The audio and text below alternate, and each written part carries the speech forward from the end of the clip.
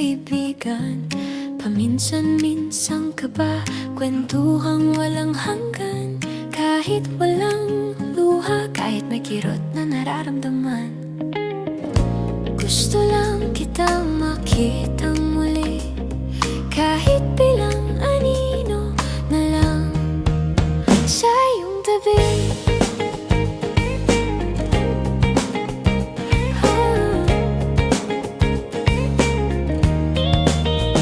Hindi ako iiyak, hindi na maghihintay. Babalik ako sa panahong hindi pa tayo magkakilala, para kung sakaling magtagpo ang ating mga landas. Ngiti ko'y magaan, tila walang bakas ng bukas. Pwede ba yun? O sadyang